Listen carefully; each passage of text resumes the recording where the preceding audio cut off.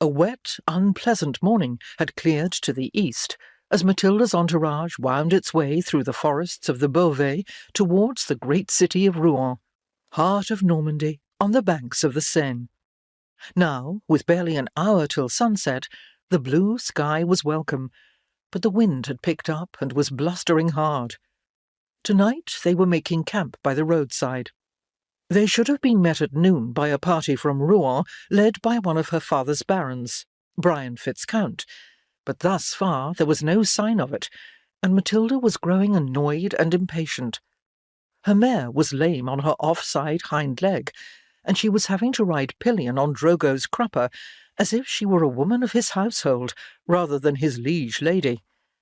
Her knights and attendants were giving her a wide berth. Drogo's placatory remark that by tomorrow night they would be in Rouen with every comfort had not improved her mood. She was accustomed to precision and smooth order. A gust of wind struck her side on, and she had to grab Drogo's belt. "I refuse to ride into Rouen like this," she hissed. "Domina, if it comes to the worst, I will give you this horse and saddle up my remount, but there is no point doing so for what is left of the daylight." He spoke with the pragmatic calm of one long accustomed to her demands. She eyed the melted gold of the westering sun and knew he was right, but it made her angry. Why couldn't people keep their promises?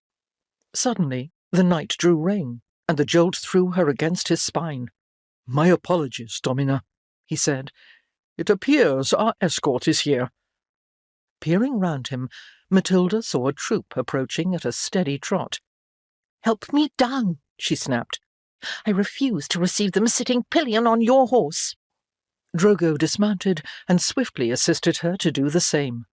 She shook out her gown, adjusted her cloak, and stood erect. The wind snatched at her veil, but fortunately it was well pinned to her undercap. She had to lock her legs to keep her balance. The oncoming troop splashed to a muddy halt.